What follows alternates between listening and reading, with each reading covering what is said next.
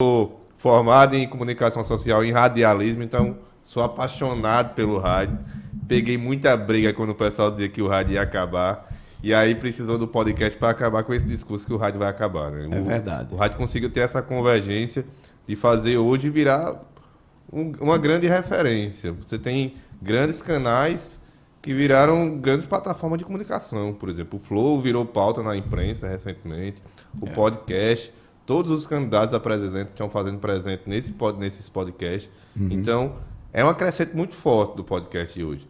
Principalmente o podcast chegou no Brasil aqui em 2013, mais em 2012, 2013. Mas ficou aquele negócio, caminhando a passo de criança, passo de bebê.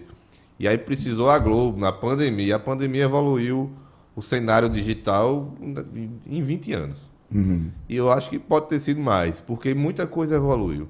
E aí, esse cenário do podcast, quando a Globo começou a levar os seus comentários para o podcast também, já de forma profissional do podcast, que tinha muito...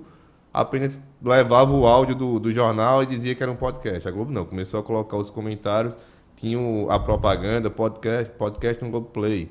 E aí começou a ter essa crescente em 2020, 2021, a grande explosão do podcast. A pandemia começou com a carreata de live no Instagram. Você abriu o Instagram, só tinha live. E aí depois veio aquela onda do YouTube com as lives de banda. Sim. E aí mais pra frente começou a ter uma pandemia mais intelectual, foi com a chegada de um podcast.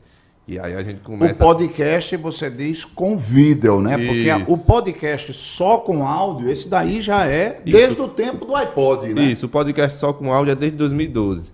Mas mesmo assim ele ainda não tinha decolado, por exemplo. A gente vê o teu... É como o início dos sites, por exemplo. Quem eram os primeiros sites? O Rui Dantas gosta muito de falar isso também. Quem era o primeiro site? O IG, o IBEST e o UOL. O UOL era a maior empresa da América Latina em relação a site. Qual dos três? Nenhum dos três existe mais hoje direito. A UOL já fechou, virou o UOL. O Globo.com é o maior, o G1. Então, foram mudando.